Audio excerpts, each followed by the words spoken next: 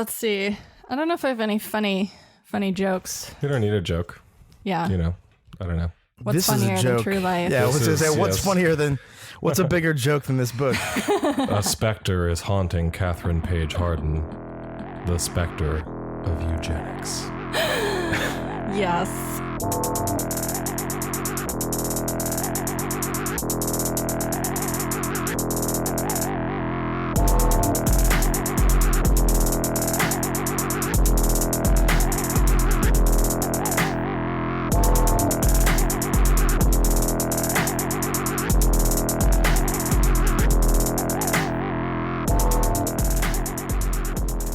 Welcome to the Death Panel. Patrons, thank you so much, as always, for supporting the show and our work. We couldn't do any of this without you. Don't forget to use code NERA for a discount in the merch store. And if you want to help us out a little bit more, you can always share the show with your friends, post about your favorite episodes, or follow us at deathpanel_. Today, we're going to sit down and talk about Catherine Paige Harden's new book, The Genetic Lottery, but not because it's genetic Powerball. Yeah.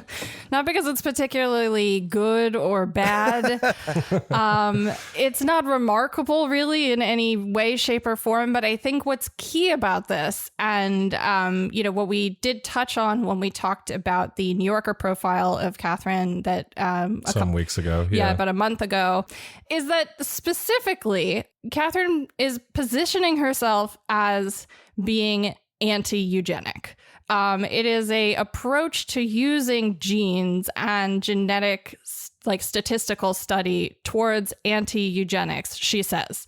And I think that that's a pretty bold claim and worth actually trying to dig into what the book is, because if it were to be a truly anti-eugenic statistical revolution that's being proposed here, right? I think it would be worth discussing, but that's absolutely not the case. Yeah. So, I think in a way, though, you're kind of skipping ahead a few points, because I think it's really notable that this book is not billed as, although towards the end, Catherine Paige Harden does get to this whole stance where she says, the whole thing I've been articulating this entire time is what I would refer to as the anti-eugenic stance or whatever. That's not how this book is, presented or billed as. I think one of the reasons to even talk about it is that it appears to be, I don't know how well this is actually doing for an academic book. It's published by Princeton. So to take that with that what you will, but it does appear to be, relatively popular as a pop pop psychology book or Certainly whatever. Getting coverage as if it were, yeah. Right. It's definitely getting a lot of coverage as if it were. People are talking about, the main claim of this book, which I think we can get to the, Catherine Paige Harden's big, I am taking the anti-eugenic stance thing, because I think that the way that she frames that whole thing is debatable. But I do think that the main thrust, which is getting all this coverage for, is this idea that we can't, as I think she says in that same section, be gene blind, drawing the analogy to when people say they are colorblind, which is an interesting choice. It's a bold choice. But saying we can't be gene blind when we, design public policy, or when we think about these things, when we conduct research, we can't do those things. This is kind of what she's getting interviewed about and talked to about, saying that in fact, a ton of people, especially liberals, want to believe that genetics do not matter, that they do not impact life chances or life outcomes and things like that, and that we should be gene blind to all of these things. And what I, Catherine Paige Harden, am here to say is, in fact, no. Bravely, we must consider the impact of genetics on how people are. That's the only way we're going to design equitable social policy, etc. And as not necessarily as a result, but I will say that to kind of circle back to where I began, what's interesting is actually it was rather difficult to even find a physical copy of this book. Right. So, which it's unclear if that's a result of just general shipping and publishing delays, or if it's because it's sold out. I'm hoping that the supply chain, right. I hope that this is the supply chain inflating the perception of hype in this situation. Right. But if it is popularity, then this episode is here for you. Exactly. And to talk to the people in your life who may have bought this thinking that they're super great. Or who may have bought this thinking that it's 200 pages about why why some people go to college and why some people take more math classes. Right. This is like, okay, the publishing strategy here is very au courant for like the last 5 years, I think, which is like take whatever topic that the person happens to be writing about, and then you slap on one of 5 different, sort of like holotypes for like general framing that will get it on NPR or whatever, which is like our tribal differences, polarization, social fragmentation, or in this case, like inequality, right? And you can get a sense very early on in the book just how, like, it's important not to oversell the idea that this book is one coherent thing. Yeah. There's a bunch of different things she's probably like doing in her research. But then, to make the big, I don't know, I guess in music they would call it the industry push. You package it all together and you like sell it as one thing. But like, I don't regard that as really serious here because, and you could, to me, the lack of seriousness is evidence in like the first, chapter where it's like when she's talking about inequality, she starts by talking about the skills gap. Which is just like one of the most roundly like refuted theses of why inequality exists, period, in any discipline, like of any time. And it's obviously like still repeated, but like the idea that like what's generating inequality is, in addition, like, skills, people's attainment of higher education and so on. And the idea that inequality, generally speaking, is inequality at the bottom of the income quintiles rather than inequality generated by what's happening at the very top of the income distribution. Yeah. Like these are things that I think you might have excused these sort of like Freudian slippages, or I guess maybe Galtonian slippages, if we want to be consistent with this book. Since we're talking about distributions, it's a little statistics joke. Like you could have excused them maybe in 2014 or 15. The 2021, it's like you're not really that serious about like what are you really writing about? It's not in it because I'll tell you right now, I know you don't even have to make your argument. I don't even have to agree or disagree with anything you write about genetics per se. I know that you're not serious because you're talking about the damn skills gap like immediately. Yeah. So anyway, I'm not going to say I was a careful reader of every chapter of this book, but I wrote myself a permission slip in the first 30 pages to not be because of what she wrote about the skills gap. Yeah. I mean, no, I totally feel that. And I think it's like very evident by the first 30 pages. There are 6 or 7 notes in my copy of the margins that just says, who is this book for? Mm-hmm. With question marks, like, and underlines.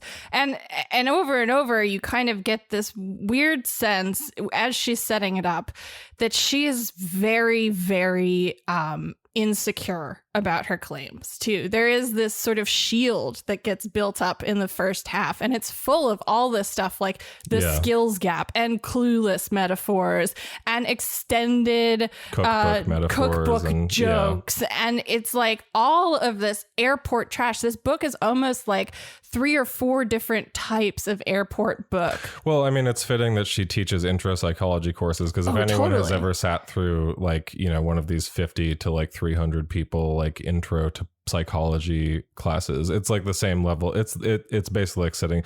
The first half is kind of like sitting through one of those, with the notable exception that she's, clearly, as you mentioned, I think referring to it as be referred to it as like putting up her shield or whatever. The whole first half where she's talking about where she's trying to like stake her claims and make, and very specifically kind of like lay out this study says this study says this, therefore I think the big claim, if I'm getting this right, then is basically that like her idea is, so there's all this stuff for like social policy, for research, for all these purposes. We look at things like socioeconomic status, mm-hmm. right? Or all these, different like all the things that get rolled up into that. We look at socioeconomic status as an indicator for outcomes and as an indicator for certain things. Even in terms of like health, we look at that in terms of like health risks, because socioeconomic status, as we know, is a huge indicator for environmental or whatever, just all the other tragic, horrible fucking things that capitalism does to you, right? Like socioeconomic status is a good indicator of like a lot of life outcomes and chances, right? Right. And she says, well, if you're going to look at that, which maybe has a, X percentage likelihood chance of predicting life outcomes, right? Then you simply must look at the polygenic risk score or at polygenic scoring, because in fact, it predicts even more than socioeconomic status. Literally, she says this and then stakes this figure, which I don't find her articulation of particularly convincing. We don't have to necessarily go into it, but stakes this figure that it's like 10% not predictive. I think she wouldn't say predictive, but it's like 10%, of the variation can be explained by. Yeah, exactly. Yeah. And it's like, I think as you start to read it, you get the sense that, okay, what she's essentially arguing for here is she's making this case using the classic frameworks of a sort of liberal discussion of education policy and education investment and how that correlates to a good life under capitalism. And what she's doing is sort of saying, okay, for those people who identify as people who quote unquote care about educating children, right, which I think is a very specific demographic, right? It's aimed at this group, but it's trying to make sure, right, like very, very clearly that like the author feels safe before it goes into the second half. And like some of the things that get set up and some of the things that are being positioned as what are the reasons for why we have to do this, I think are really telling. So instead of like skimming through the first part and skimming through the book, I read it really closely because I wanted to know where all the edges she was making for herself was, because so much of like the writing actually is defining what she's not and being defensive from the get-go. Yeah, that's right. I'm not doing this. I'm not doing eugenics. I'm not doing race science.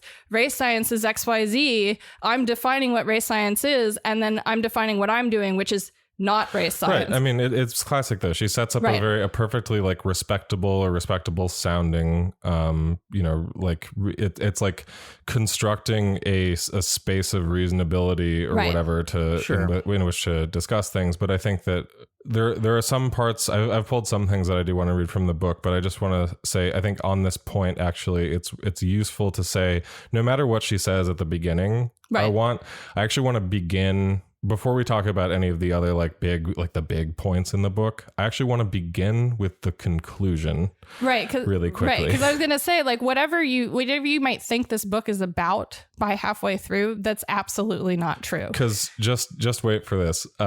I hope that you guys both, I mean, actually, I wish that you guys didn't have to get to the conclusion. I would hope getting to the conclusion on nobody in this book, but it's very funny because she basically goes, she gets all the way through her main argument, and then she gets to the end and she's like, oh, by the way, COVID's happening while I'm writing this.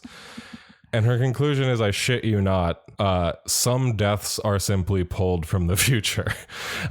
So let me just read. Let me just read from this. This is like literally a couple paragraphs at the end. She starts, talking about how COVID is this responsibility to each other, etc. It means like wearing masks, washing hands. It also means institutional responses, financial relief, et cetera, things that would alleviate people having to go to work even though they're sick.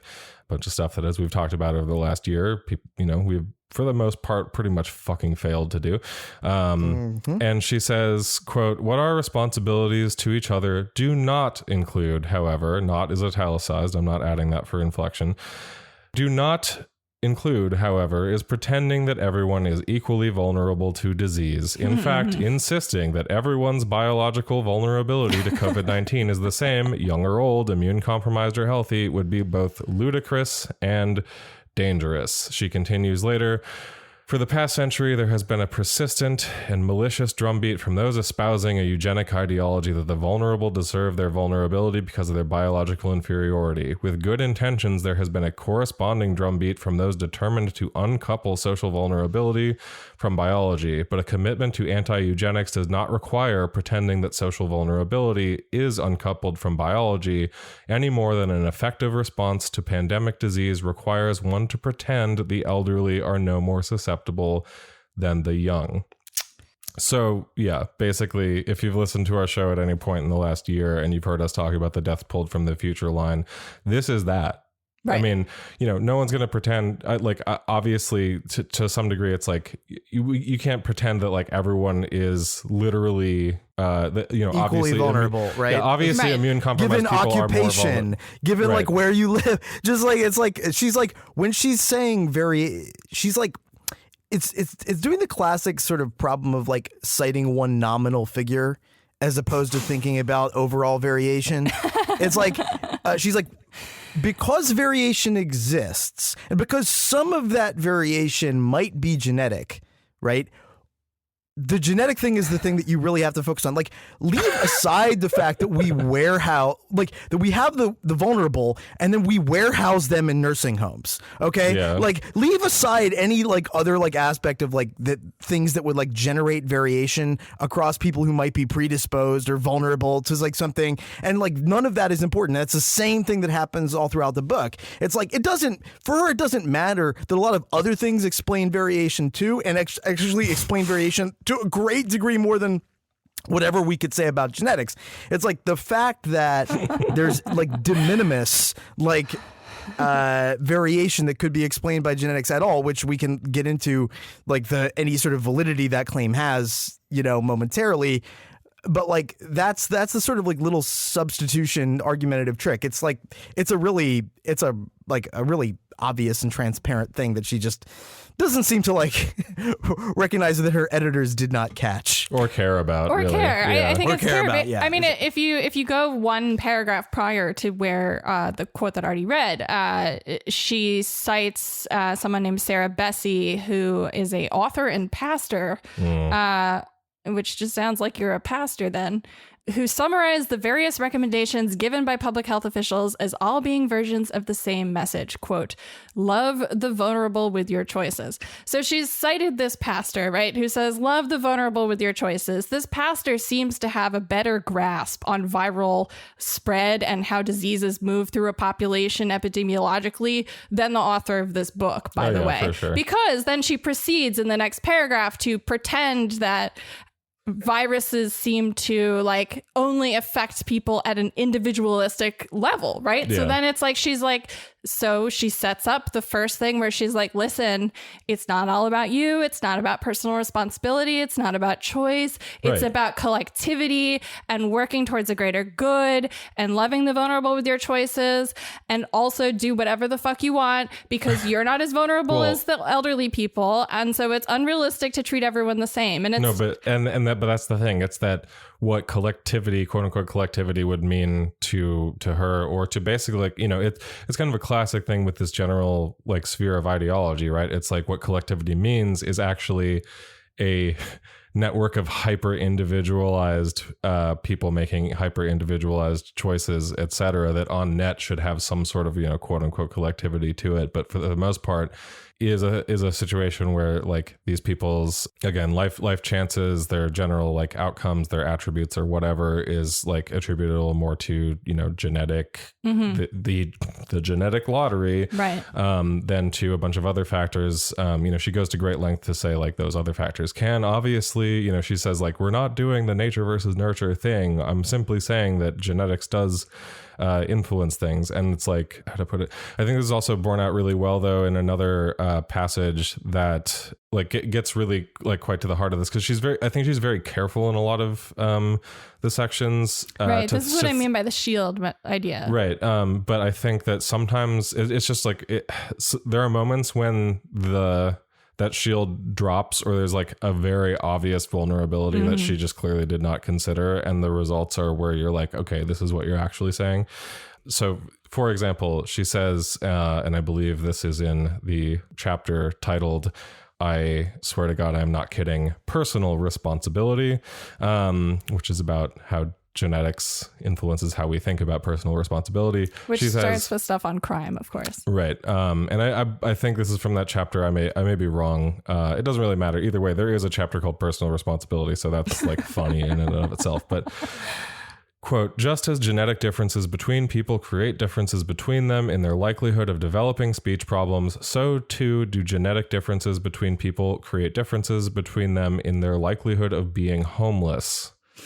Then this is wild, because she then basically says, I didn't really have to say that because I have no backing. She says, there has not been a GWAS or twin study of homelessness. GWAS and twin studies are the two types of study that she is, attributing all of these findings to. Basically, there has not been one of these studies, genetic study of homelessness, but the statement is almost certainly true. Sure. So here's just a claim staked on nothing that is just wild.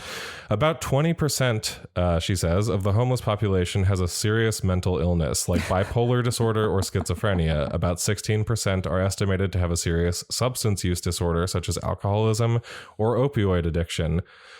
Ultimately, the cause of homelessness is not being able to afford housing, which is almost true. Yeah. I mean, that's at least you're saying that. However, she continues, and if people had not inherited certain genetic variants, then the probability of them experiencing all these things, mental illness and addiction and poverty, would be different. And that is disgusting. Well, I don't know. Yeah, I'll just say that actually, though, this, despite the fact that, as she's saying, she's positioning herself as the anti-eugenicist. Right. And this is a book about an anti-eugenic public policy analysis lens for looking at education spending, right? What she has just laid out in this beautiful paragraph denigrating unhoused people as if they're inhuman, is exactly the same pitch that Charles Davenport gave to the New York Times at this splashy, huge interview feature they did when the Cold Spring Harbor Institute opened, where he said, listen, you know what I mean? There are just some things that are going to be inherited and that will have negative impacts on the population.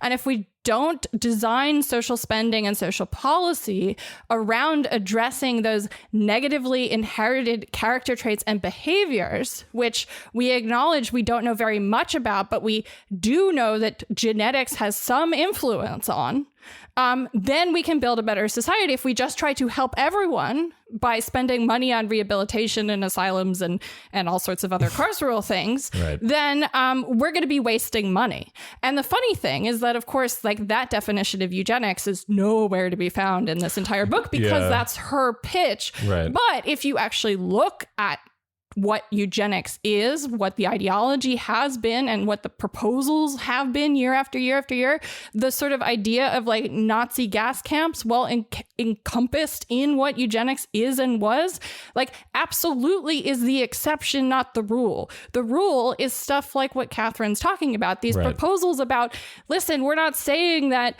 genetics are fate, we're just saying there is some heritability here, and if we don't address it, then we're wasting money. And that's actually what eugenics boils down to at the core. Yeah, I mean, so that I think is the pitch to sort of liberals, right? Is like the first layer of it is that for the last 50 to 60 years, liberal social scientists have treated inequality as something that is generated by individual level characteristics, behaviors, whatever you want to call it, you know, that like it's something that through methodological individualism you can explain with statistics, and then, you know, the sort of underpants gnomes thing, it's like, well, then we'll solve it, right?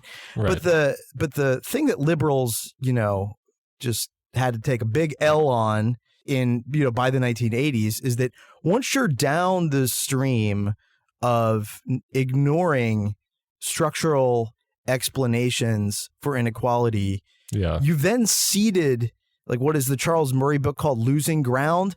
Like the liberals book should have been called Seeding Ground, because that's what happens. Like the idea, like all of her little nostrums at the end, like use genetic information to help people, not to classify them, and don't waste money on these things that don't work.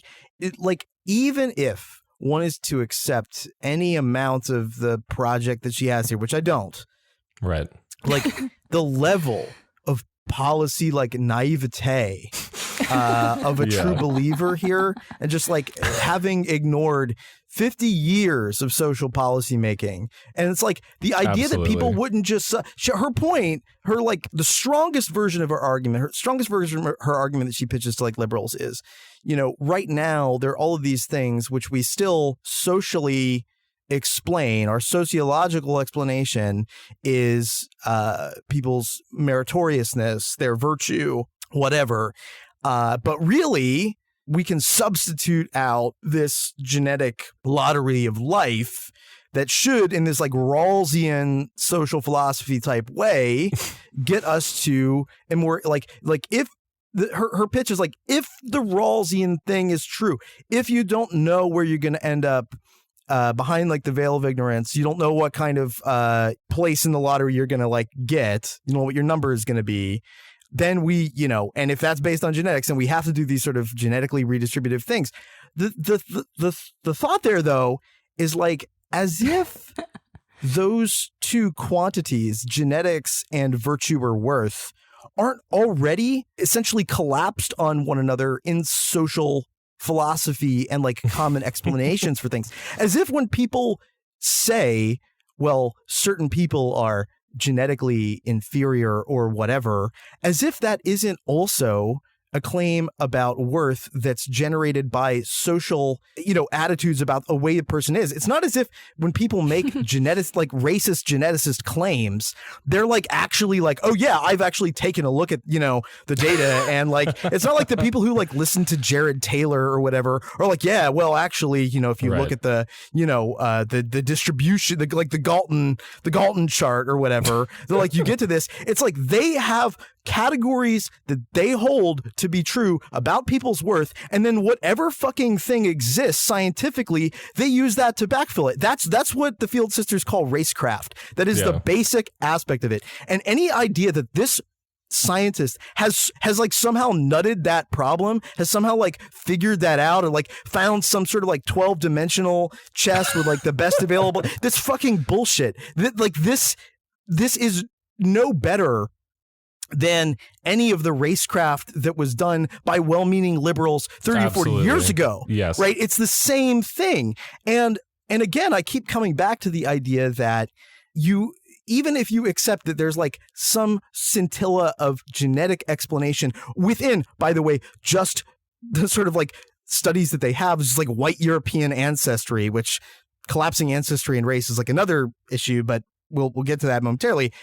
Like, even if you just look at that, in those studies, there are other things like parents' income, like social characteristics of one's, like the social lottery of life, the economic lottery of life, that are far more explanatory than anything like genetics is going to throw at you. And if you want any proof of this, look at the incoming class at any Ivy League university, and, do a polygenic risk score, and then get like, do the crosstabs by income. Like, guarantee you there are going to be a lot of students who really do well and really like, succeed, and has nothing to do with their polygenic risk score. It has everything to do with the money that they inherited, the wealth that they inherited, the in-kind things that they inherited from their parents. Like inheritance in the sense of like something that would or would not be subject to the estate or death tax, like not their genetics. Not genetic inheritance. Yeah, exactly. I'm glad that we're collapsing. I'm glad that we're, putting these two things together, though, because I think this is a really important. This like it really gets to, I think, the heart of a lot of the issues here. And there's a lot. I mean, there's a lot going on here, but I think to respond to a couple of things, for instance, like what both you and B, I think, articulate very well is this fact that for all of this, I joke about like she she quite literally says like the specter of eugenics haunts the field of genetic research, et cetera. And so she's very aware of this history, but she's very aware of a very selective, almost ahistorical history of eugenics and what it is and what it constitutes. And, you know, as it's important to note that, like, as both of you are basically saying, you know, this lineage of thinking is, you know, like we have this sort of like cartoon version of it in I think popular discourse, where it's like, in order to do eugenics, you have to basically be like, it's like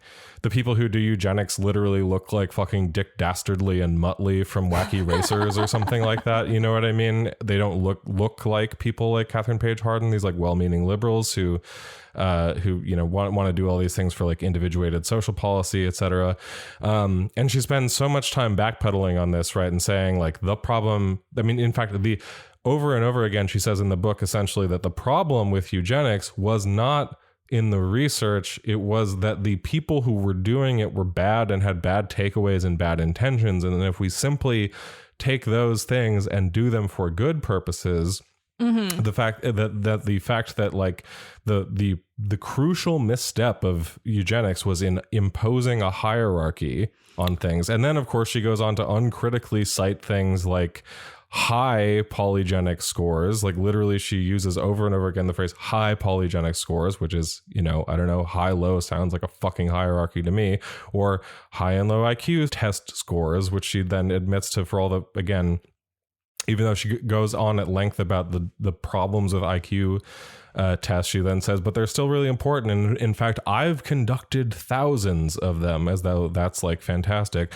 But I want to, with all this in mind, I think that the confluence of that with this individuation of of risk, of individuation of like what people's life outcomes are supposed to be, what policy is supposed to do, even what, you know, what social policy, what public policy, what all of these, what any kind of like social interventions or economic interventions by the government, et cetera, or whoever are supposed to do. All that like conflation points to exactly why going down that liberal road of the way that policy has been done, researched, and talked about over the last, you know, many decades actually has a huge critical vulnerability in that it leaves the door open for fucking pop psychologists like this asshole to come in and say like, well, if you're talking about, you know, these individual risks, chances, issues, etc., well, I've got a solution for you. It's called psychology, etc. It's called twin studies. It's called GWAS. It's called genomic fucking sequencing,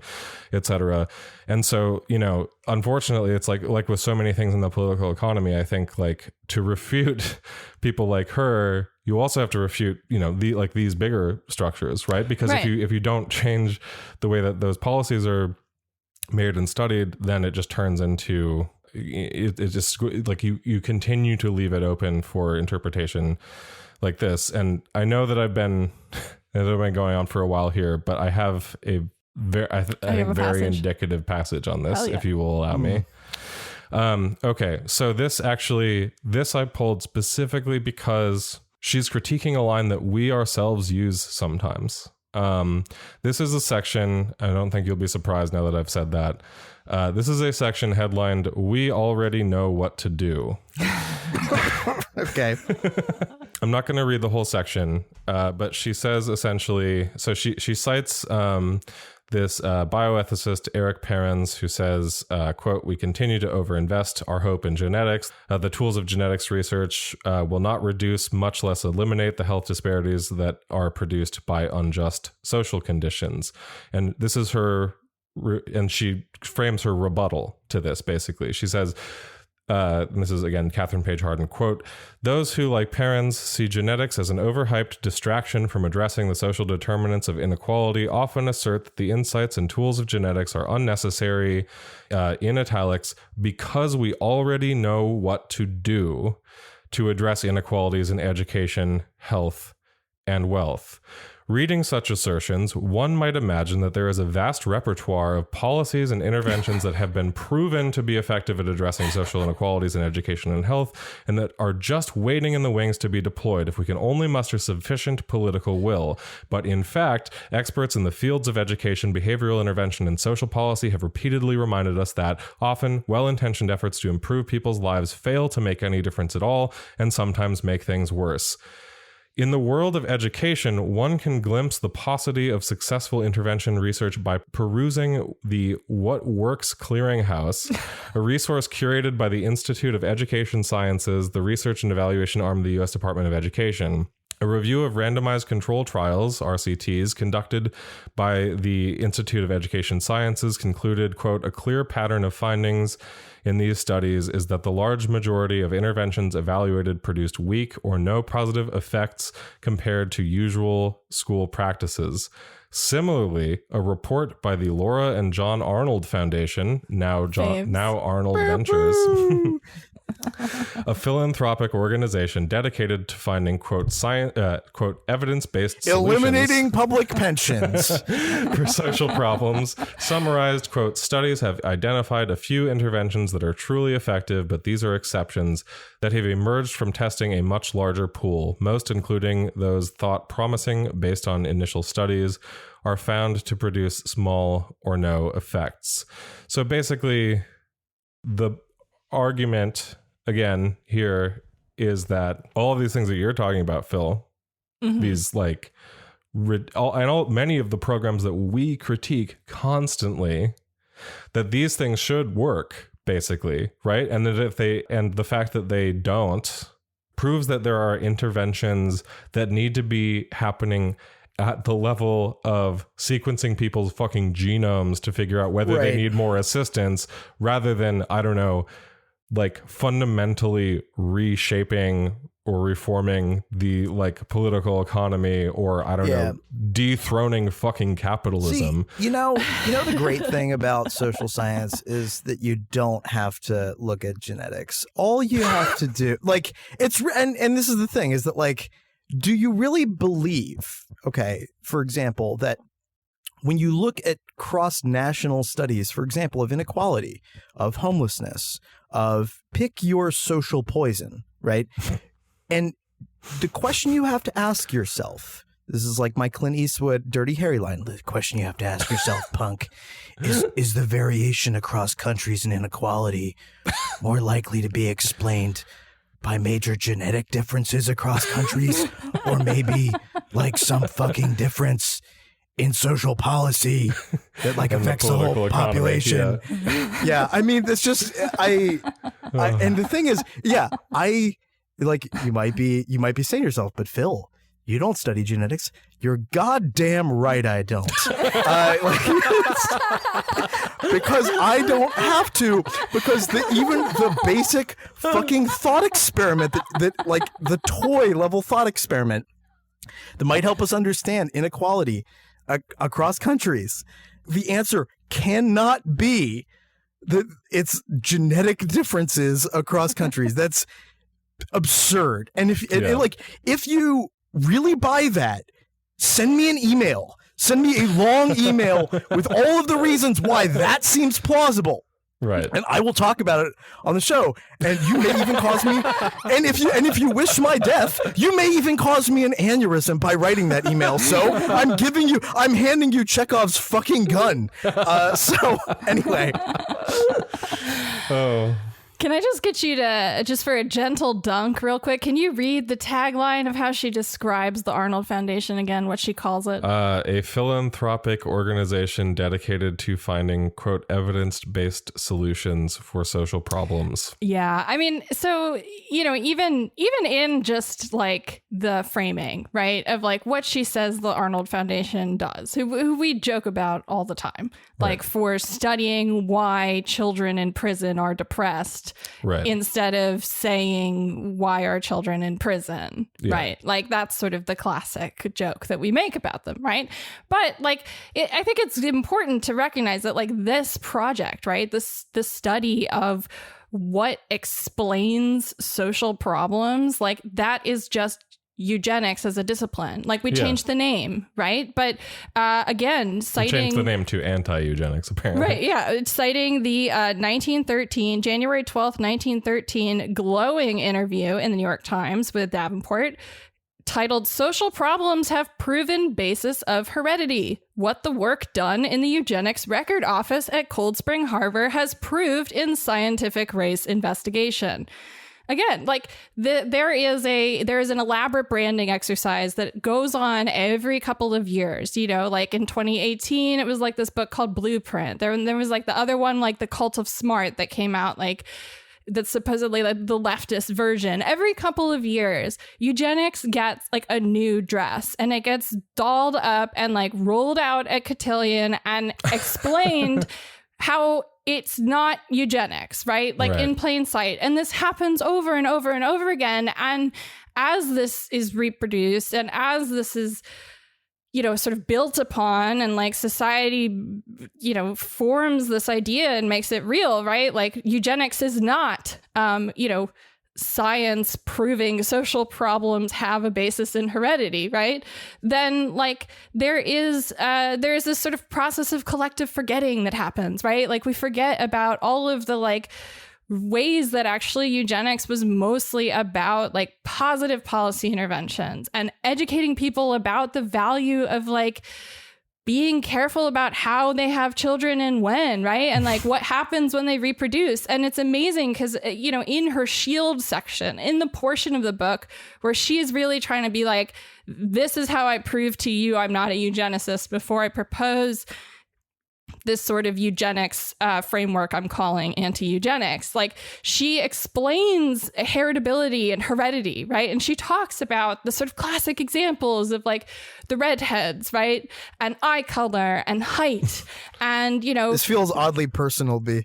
Well, and things that we've realized about heritability, which have made us realize that, you know, marrying cousins is not a good idea. Well, again, 1913, Cold Spring Harbor, glowing interview. What does Davenport tell the New York Times all about? Heritability. Really? The eugenicists are not trying to mate people like cattle. They're just trying to make sure people are making good informed choices so they can raise better children in the pursuit of a smarter, better society that's like spending money better on education. And he gives the example of how redheads biologically don't like to fuck. And that's a problem. And that is like a genetic reason that redheads are being bred out of the population. Yeah. Then he goes through eye color. Then he talks about how they've recently discovered that it's bad for cousins to fuck, right? Like there is zero that she has done to improve on what they were doing in 1913. And at a certain point in the book, like it's just so clear how proud Davenport would have been of her. Like he would have loved her. She probably would have been on the team that was trying to cure cancer through eugenics. You know what I mean? Like she would have been their star. And she's doing a great job representing the same ideas that this movement has made itself about. And it's always been about not like, you know, the sterilization of the population. It's been about how we spend money on people, right? Like it's always about how we spend money and how philanthropies and rich people like John Arnold and spend money and the individual taxpayer. Choices Exactly. Well, and if that's true, let's walk down that road. Is that like, I think the reason why it sounds like, you know, caustic or extremist to say that this book has a lot in common with old school eugenics, despite the author's vociferous claims to the contrary, is that what that is taken to mean is that, it is the straw man, like, oh, well, you're just saying she's a Nazi and that's like ludicrous. No, I think all I would be claiming, if I were to claim that she had her arguments have a lot in common with eugenics, is that they use genetics as an explanation for things that have many other transparently obvious and far more valuable and, you know, manipulable explanations for the outcomes she purportedly seeks to explain. You know, again, it's like, even think about something really basic, okay? Like in the United States, when the Department of Transportation does a cost-benefit analysis of planning transportation projects, they treat the benefit as, if we build this project, what will the number of hours saved in transit, the value of those hours for the person who uses that transit mode be? So ultimately, because the people who use airports make far more money than people who use buses, airport siting projects are inherently valued more than like the creation of like bus rapid transit. So there's just like one very small and you might say, I don't know, insignificant way that inequality gets like reinforced in the United States because we are systematically weighting our policies to benefit people who already are at the, on the winning side or close to winning side of the economic lottery. But to say like every time something like this comes along, there's this collective amnesia perhaps that's, I think born out of the way that liberal social science moves, not because of this is another big problem. Like not only is liberal social science like obsessed with quantification of all things, it's also devoid of any actual theory about society or the world, right? The best that you're going to get is Rawls, who she employs here, but Rawls has a lot of problems. Over and over again. Yeah, so I mean, but the best you're going to get is Rawls. But even like many of the liberal social scientists who do this kind of stuff, they don't really read Rawls even, or understand like that theory of society. But like, there's no coherent thing. So like, what happens as a result of not having a theory of how things work? You have this. There is this collective amnesia that every time something like this comes out, there's like very few questions like, hey, wait a minute. What about all of these other completely relevant things that we talk about all the time? And actually, there are many plausible solutions to that don't involve like cracking the human genome open and trying to like apply like this administrative project that would be the largest in like contemporary society. Not to say that countries haven't been trying this. India, for one example, is like, genomically tracking their population in a more rigorous way. Like countries are totally trying this. But it's this idea that like somehow we've forgotten about all of these other things that really do matter for explaining societal outcomes. And now it's like, oh yeah, what an interesting idea. And I think what it does, even if you don't buy, if you're reticent or you're talking to somebody who's reticent to buy the line that this has a lot in common with eugenics, I think another, and I think equally weighty argument is the idea that this like style of argumentation is just this like this promised land that has no bearing on anything we know about how social inequality is produced and reproduced. You have to willingly ignore generations of social scientific research to accept this as being the new like gospel of how we're going to fix inequality. But when you read science journalism, this is what happens. And I think, the practical thing is like, okay, it actually just, even if no one implements these solutions, even if this is just something that we, people read for a time, and then later on, when you go to your middle class friends' houses, you see it on the shelf, and you're like, oh, if you read that, yeah, I read that long ago. I don't know really what it said, but it was interesting at the time.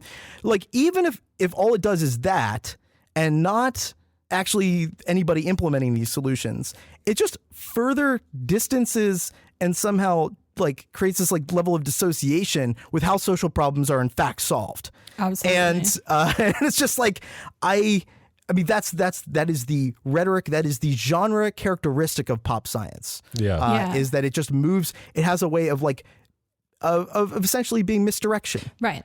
And this is why social reproductive theory is so important. And I think like, if you think about how, what you were saying, even if this just survives and people think about it for a while and people talk about the book and then the next book comes out and, in my head, I was like conjuring up images of white people at holiday parties talking about genetics over a turkey or something. You know what I mean? Like celebrating the sort of their intellectual Atlantic Monthly lives, right? And sort of discussing this. And that's very key social social reproductive work. Like, we talk about how social reproduction works at a really big scale often on this show, but like the original social reproductive theory is more about how at this very small micro level, the state like offloads these educational and onboarding and training capacities onto like these biological family units, right? It's a kind of like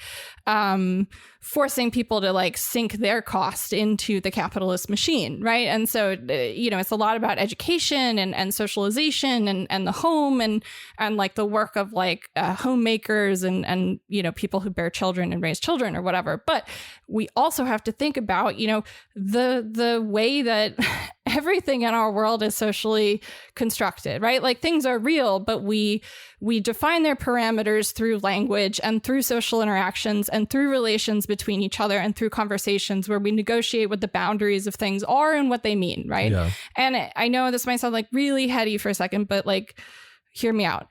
So like what goes on, right, is that even when this book just exists and is dinner party topic, this is like, cocktail conversation, like that in and of itself makes these things real, and it makes them tangible, and it makes them reproducible, and it makes them able to be mapped onto all sorts of things, from people's interpersonal reactions, how they value each other, how they think of their relationship to their job. It does change things. It's out there. It shapes the way the world is now because it exists, and because it exists unchallenged and supported by all of these other echo chambers of social reproduction and cultural production, etc., right?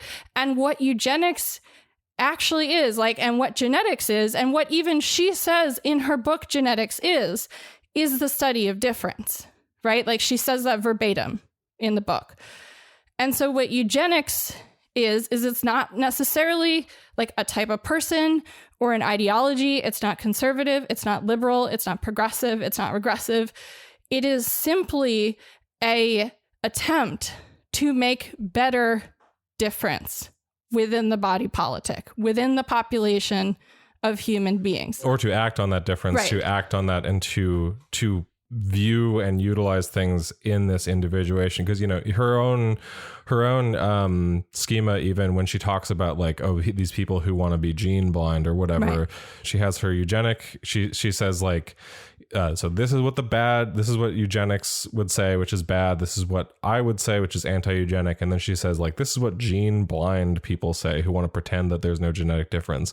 And it's like a complete straw man, because like no one is saying that there aren't genetic differences. It's a fucking like jubilee of genetic variation out there. Right. Right. And that's fucking awesome. Like, there's so much fucking genetic difference all over the fucking place.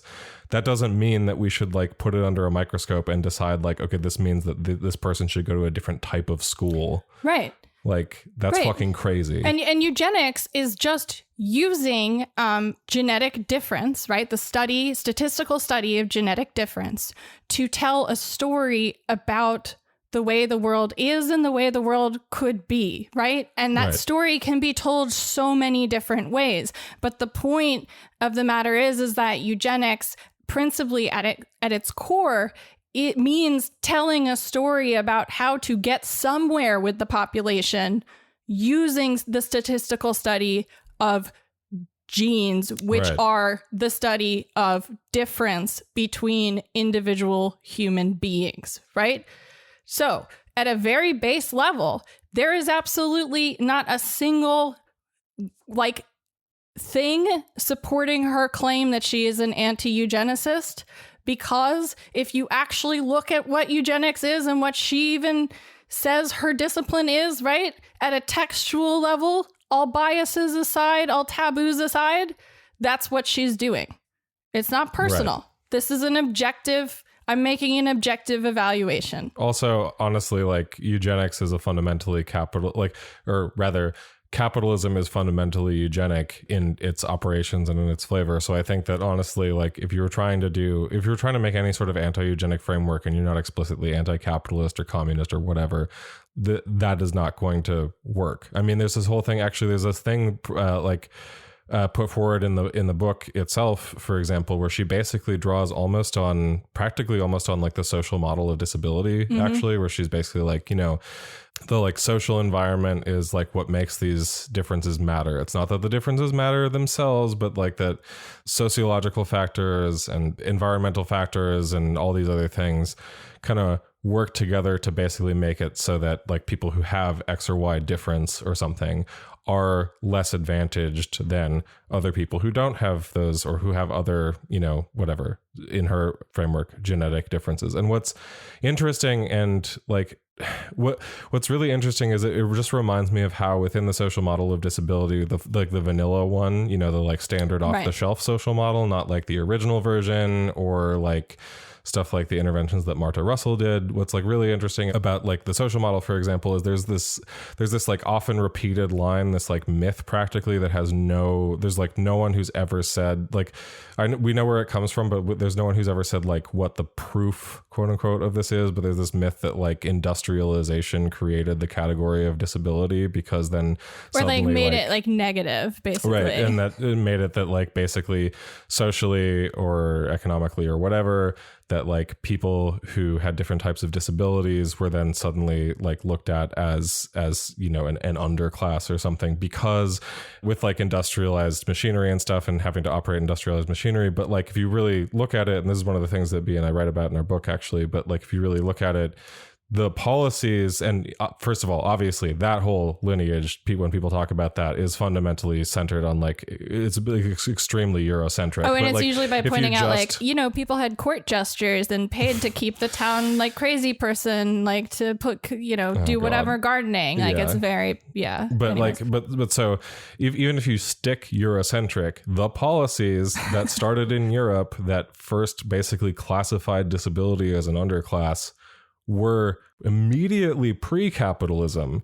So in fact, actually, if so much before industrialization is what I mean. So basically, so from my perspective, if we're going to do correlation, causation, anything, like it seems more like in order for capitalism to work, it had to basically have some sort of social apparatus like this, like some sort of fucking eugenic ideology underpinning it, which could then, be defined as eugenics many years later.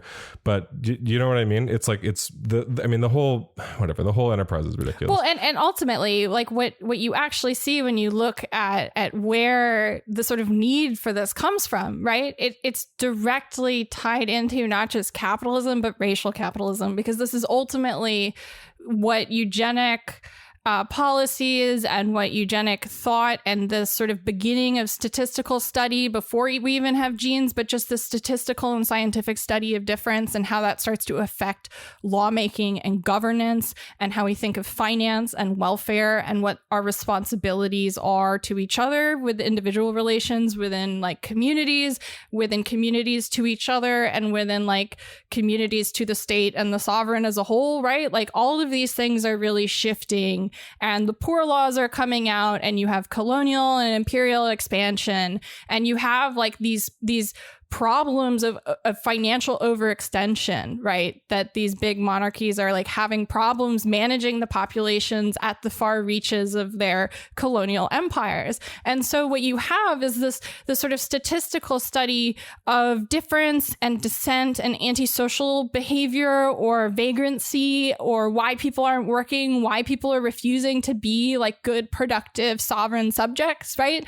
Starts to become this means of trying to tell a story about, why they're having trouble with money at the borders, right? Why they can't get the colonies under control. Couldn't possibly be that what they're doing is wrong, or what they're doing is bad, or that what they're doing is generating the problem that then genetics is supposed to come into right.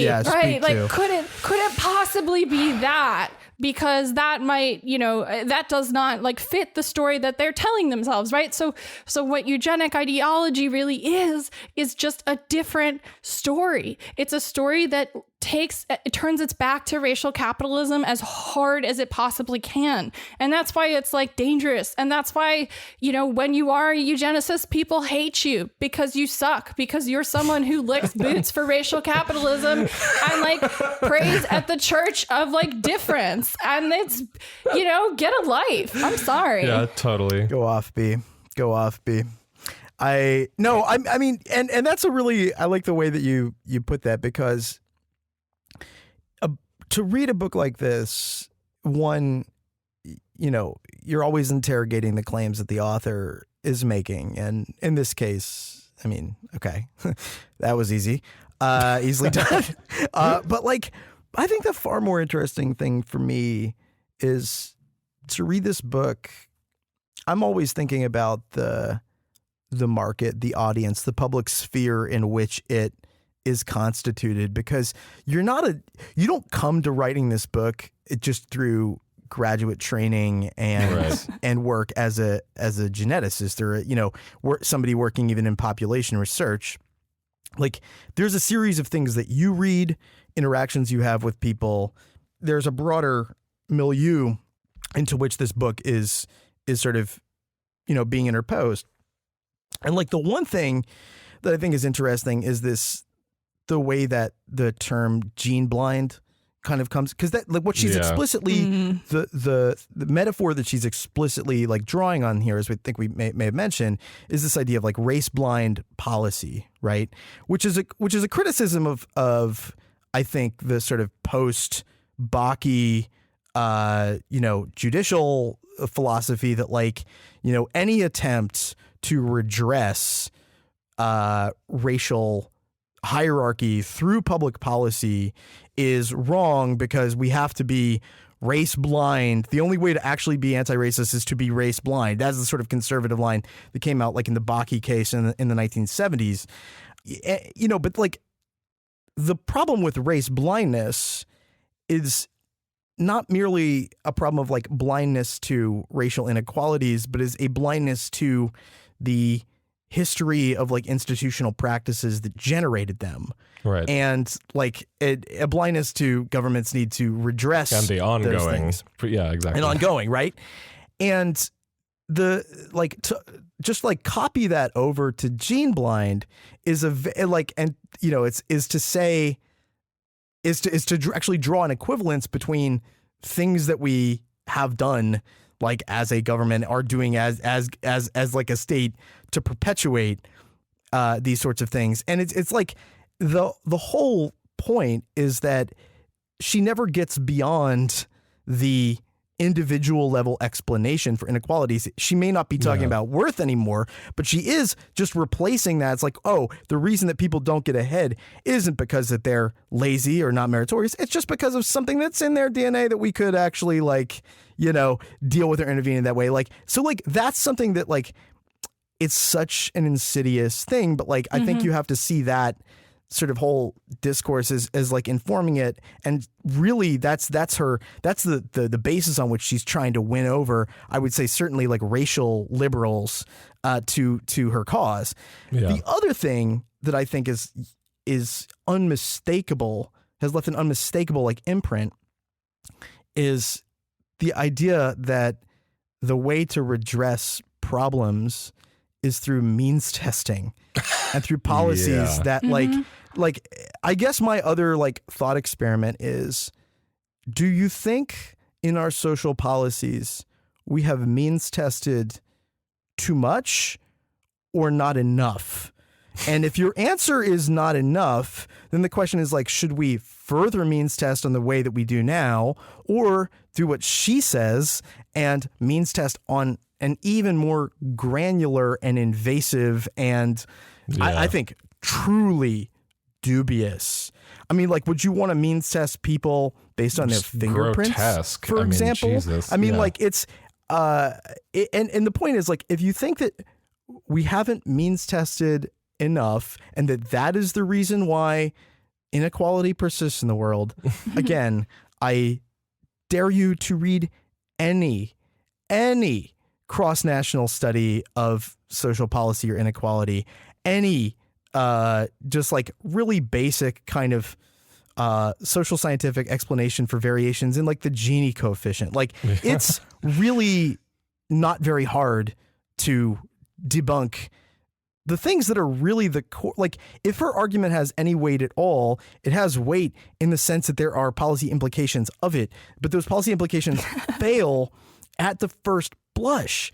So, I mean, just like this is the problem, is that like, because she has this expertise, social scientists are being bid to like take this seriously, and they will, not because necessarily of anything that she's saying or the sort of methodological prowess or sophistication, but it's because it provides social science a way of getting another escape hatch from talking about class, for talking about capitalism. It allows them to live in a version 2.0 of 1990s sociology where, we were really having this debate with like Murray, but now it gives them a new ground on which to like have that debate. And I guess my thing is like, life is short. Why bother fucking doing that? Right? Like it's just pointless, there's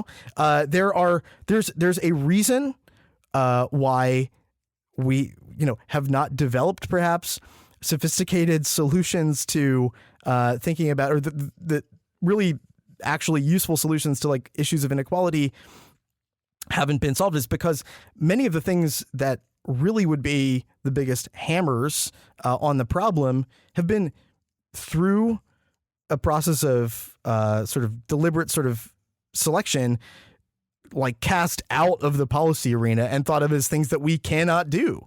And so she, instead of doing that, she's like, well, here's this other thing that looks a lot. See, the thing is, the book works because what she's proposing looks a lot like what we already do, which is means testing. That's why the book has any persuasive appeal at all. It's just means testing with some additional funding towards GWAS. Right. Really, that's what she's calling for. Right, which exactly, and the part of the solution, among the many other things that you were saying, Phil, is to not means test and to do anyway. Whatever.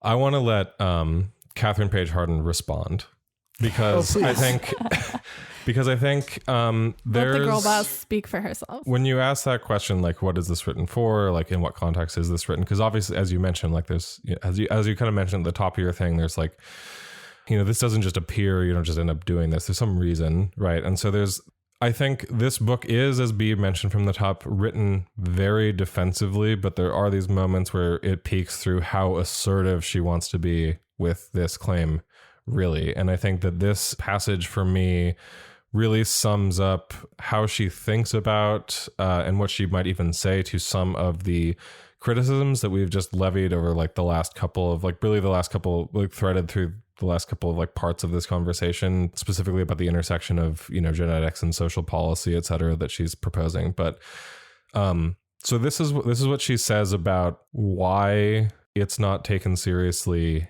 and how important it is to factor in genetic research into social policy and into our understanding of a whole number of things. So this is from a section subheaded "The Tacit Collusion to Ignore Genetics." I'm so glad you picked this passage. Quote, "Many scientists in the fields of education, psychology, and sociology simply pretend that genetics does not apply to them." The sociologist Jeremy Fries summarized the situation as follows. This is a block quote within the quote. "Currently, many quarters of social science still practice a kind of epistemological tacit collusion in which genetic confounding potentially poses significant problems for inference, but investigators do not address it in their own work or raise it in evaluating the work of others. Such practice involves wishful assumptions if our world is one in which, quote unquote, everything is heritable." Fries was writing in 2008, this is Catherine still, but the situation now is no different. Open almost any issue of a scientific journal in education or developmental psychology or sociology, and you will find paper after paper announcing correlations between parental characteristics and child development outcomes, parental income and child brain structure, maternal depression, and child intelligence. Each of these papers represents a massive amount of investigator time and public investment in the research process, and each of these papers has, in Fries's words an incisive, significant, and easily explained flaw. That differences in children's environments are entangled with the genetic differences between them, but no serious effort is being expended toward disentangling them. The tacit collusion among many social scientists, people like Phil, asshole, just kidding, I'm adding that as if she were here.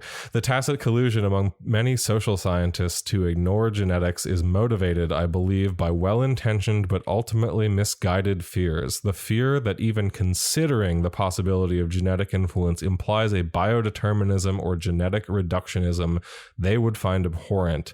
The fear that genetic data will inexorably be misused to classify people in ways that strip them of rights and opportunities. Certainly, there are misuses of genetic data that need to be guarded against, which I will return to in chapter 12. Pass over those. God, stupid. But while researchers might have good intentions, the widespread practice of ignoring genetics in social science research has significant costs, and this is the real banner part. But in order to understand this part, you got to get the previous bit. In the past few years, the field of psychology has been rocked by a replication crisis in which it has become clear that many of the field's splashy findings published in the top journals could not be reproduced and are likely to be false.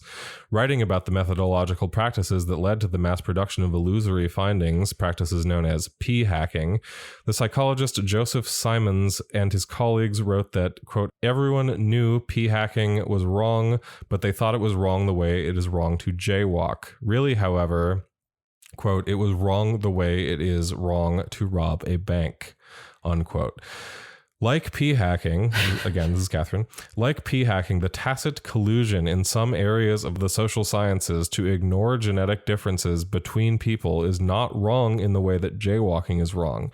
Researchers are not taking a victimless shortcut by ignoring something, in parentheses, genetics, that is only marginally relevant to their work. It's wrong in the way that robbing banks is wrong. It's stealing. Stealing is in italics. It's stealing people's time when researchers work to churn out critically flawed scientific papers and other researchers chase false leads that will go nowhere. It's stealing people's money when taxpayers and private foundations, like the Arnold Foundation, support policies premised on the shakiest of causal foundations. Failing to take genetics seriously is a scientific practice that pervasively undermines our stated goal of understanding society so that we can improve it. Okay.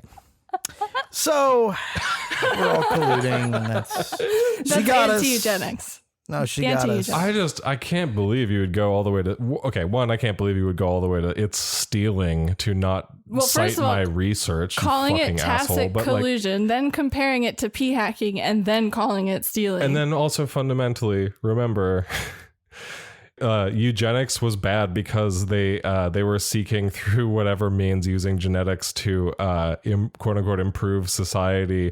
By the way, what I would like to do is quote unquote improve society, and I am not a eugenicist, by the way. Definitely not. Like, come on, what a ahistorical. But like this is okay. Let's break this down.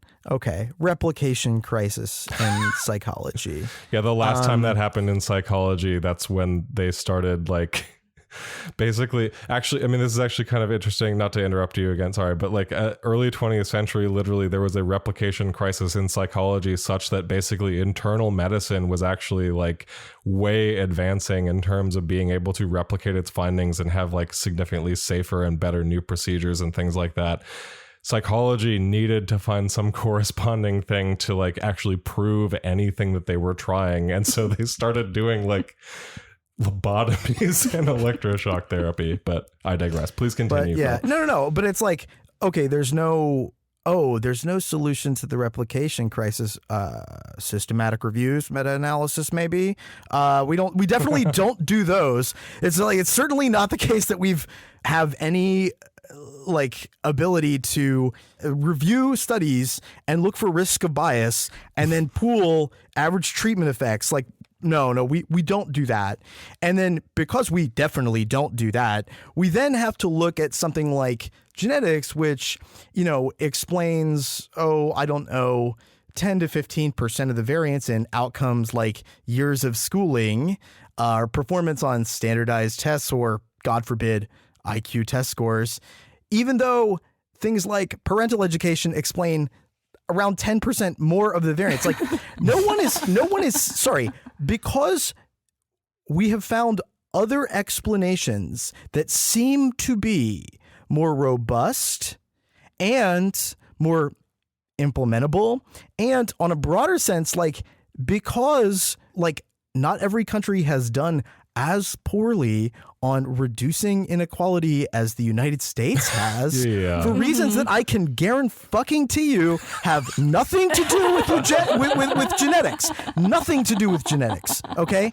Yeah. All I'm saying is maybe it makes sense that we haven't paid as much attention as a person who studies only this thing would like us to. And like, this is the thing, we all are egocentric, like academics are all to a great extent egocentric. You don't get cited, you feel sad inside. You don't get invited to the conference, you feel sad inside. Too fucking bad.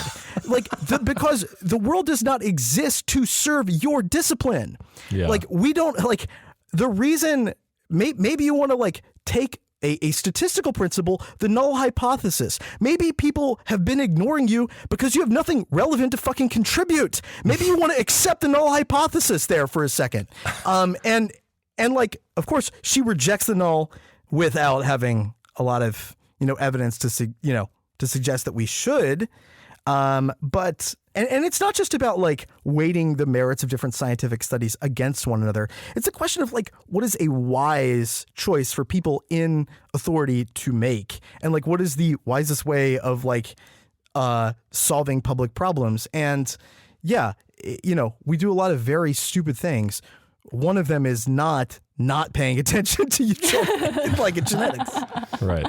No, and I think that's like the perfect point to end on, Phil, because it just kind of like, I think that I've enjoyed talking about this book because, it's just like you're going to run into just people talking about this as if it's the most clever thing they've heard about recently. Or, like you're going to see people sending each other. Or because she's a scientist as fact, it'll be like, but there's differences in blah, blah, blah, blah, blah. This happens all time. Like I'm sure like many of the people who are listening to this right now are going to experience like someone in their life, like sending them a link. Like, did you hear this great interview on NPR? So like, I'm really glad we did this because like this book needs pushback. You know what I mean? Yeah. So it's truly bad. It's just a bad piece of writing also, just frankly. I don't know. Yeah, absolutely. It's not good. Also don't like what it's trying to do. Don't like anything about it. I'm glad that we did this, but I'm glad that I do not have to ever probably read it again. I hope to God. Please, Catherine Paige Harden, do not give me a reason to ever have to revisit this fucking trash. Well, I have some writing I wanted to do about it, but I was joking to Artie that the hard copy that I marked up so extensively while we were prepping for this episode is going to be the first thing that goes into the Death Panel archive. Oh, good. I'm glad that'll be in box for 1, history. Folder 1. And exactly. And as I mentioned before, like if you want to email me and try to make an argument on behalf of this, my email is slowboring@slowboring.com. Yep. Yeah. Attention, Matt. That's our intern. Well, patrons, again, thank you so much for supporting the show. If you want to help us out a little bit more, share the show with your friends, post about your favorite episodes, or follow us at deathpanel_. And we will catch you later in the week in the main feed episode. As always, Medicare for all now. Solidarity forever. Stay alive another week. Bye-bye. Bye-bye.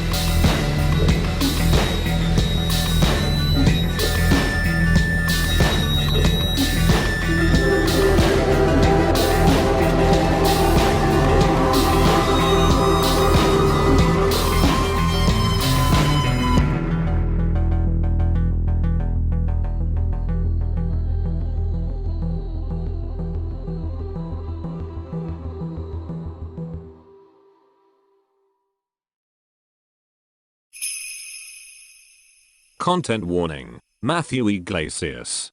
I think the genome merits our attention as one dimension of inequality, one starting point in life that does have associations with how people end up in life in ways that we care about. And so this is, I mean, where you get into the more philosophical or political aspects of this. But, one thing I think people are very comfortable with is the idea. I mean, we observe, right, that, there are big inequalities in living standards in our society, and that those inequalities transmit to some extent from one generation to another. And, so people will look and they'll say, oh, Matt's a writer. His dad was a writer. Both of his grandparents were writers. His mom was not a writer, but she worked at Newsweek. And you say, like this is nepotism, right? Like the system is rigged. And that's really, really bad. But then people will say, well, I don't know, maybe he just inherited a good writing from all these writers in his family. And so, good for him. Like the system works. It's all fair. We're living in a great meritocracy. And your view is we shouldn't necessarily think of those things as so different, right, in their implications. Yeah, I think it might be the wrong point of emphasis.